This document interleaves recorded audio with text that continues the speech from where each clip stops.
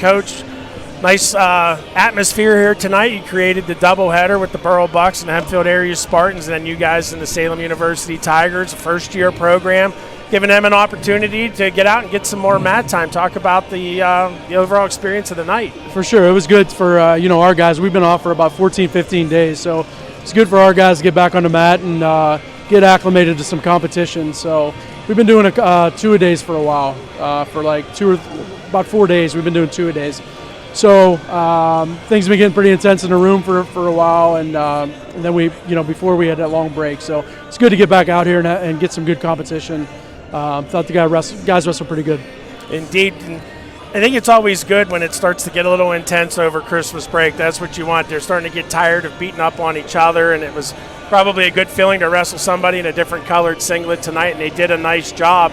Talk about the, how you came up with the idea, I believe a couple of years ago, to create the doubleheader duel. Yeah, for sure. When I was at Hempfield, we did it over here a couple times, and I thought that was good. I thought it was a good tradition to kind of continue and get some local schools to come in and get that college atmosphere and kind of run out the same way we do and be in this atmosphere. So I thought it was good. Hopefully Borough and Hempfield appreciate that. Next year we look to get 2 other schools to do that. And hopefully, to be honest with you, another thing I'd like to do is maybe take our program to a high school and compete before or after a high school match. So, get the notoriety for the program, I think is important. The two-a-days you said you had leading up to this, 3 or 4 days of that, is that something you always going to do coming off a Christmas break with that longer layoff that you guys have? Yeah, I think it's a good question. Like last year I did not do it, but just getting acclimated to the time off and the schedule. And this year, I think it's important for us to kind of train hard and kind of train through some matches. And then we start the PSAC, on Saturday with obviously a tough Gannon squad. And then we roll right into Shippensburg on Tuesday. So just make sure those, that we're pounding home. We did some, treadmill workouts and some conditioning stuff. Then we'd come in the room and not worry about conditioning, hit up some techniques, some live wrestling. So I think that's, for me, it's just an experiment and making sure that, we're clicking for the end of the year. We have 6, after today, we got 5 more dates left, 5 more weigh-ins until we get to the super region. So, I think that's the best method for us now. I was going to follow that up. So now that you've seen last year not doing it, this year doing it, you think it's something you would stick with? We came out and we. I thought they competed hard. We did. We competed hard. The goal was to shake hands and get moving a little bit. But I thought we could have been a little more aggressive in some of those matches. I didn't think we controlled the ties as much as we should have. We were hanging on some ties, waiting for that guy to kind of make a mistake and want to score on that. Where I think our offense is pretty good. I mean, we drill hard. We go over a ton of technique. These guys wrestle hard. So I'd like to see that come out here a little bit more. So I think it's paying off a little bit. Some of our conditioning for the most part is pretty good, but I thought Hyrack, who had a good match, I thought he looked a little fatigued. So we got to work on some things. He had the exciting match of the evening though with that. Had the overtime duck over near the edge? That was Zacher. That was Zacher. Oh, that was Zacher. Yeah. Yes. So, but you know what? His first time as a Griffin out on the mat.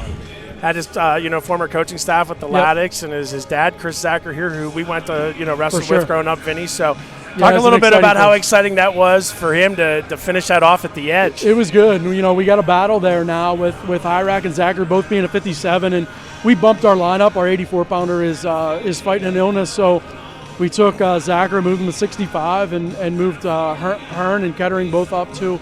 So that that's in college it's a little different than high school moving up. So I thought that it showed a little bit with Mikey at 65. Kid looked pretty big, but he was able to pull off that duck at the end. He said he was waiting for it. So I'll take his word for it and say that he just wanted some excitement. So he did a really good job, and I'm sure the nerves were there. New team, first time being here in the gym, but we're excited to have him. We're excited for the future. And I think to add on to what you said is there's some competition now there with Hyrack and Zacher battling for that spot, and that's what you look for as a college coach and a program. You want these guys pushing one another for that starting spot. It only makes everybody better, right? 100%, yeah, and that's what it's important for us to make sure that we're doing a good job recruiting so that stuff happens. We got some kids that become complacent a little bit and say, hey, I'm not really being pushed. My job is to be 2 and 3 deep at those weights. I think I think having 30 guys on the roster and all 3 guys at each weight being able to step in, I think is important. And luckily at 57 we have that, and some other weights we have some guys waiting in the wings too, so we're excited. Good deal. Coach, you have anything else for Marky? All good here. Hey, good Congratulations. luck at Gannon. And, we got to ask about the music during the matches. Seemed like there was Who's this? the Macarena. The Macarena was perfect for that match that it was on, but it was funny. Yeah, so you don't like the music? No. Well, here's the liked problem. I A little bit thought it of was the like a background. Tuesday crowd, right? It was a little quiet. So I asked one of the guys to come over and just turn the music on in the background. And Penn State does it, so why can't Seton Hill, right? I mean, Cal did it. I'm sure he didn't get questioned, right? So if he does it, and now I do it, at Division II Seton Hill, now I get questioned. That's I like it. unbelievable. I like it. There were No, some I good think songs on there, Mark, too. There was some good shots. Marky almost did karaoke. What song was No, that? Miami, Will Smith. It's a classic. Oh, the playlist was phenomenal. I loved it. Whose Yes. playlist was it? I think Chris Cook's. I think it was pretty good.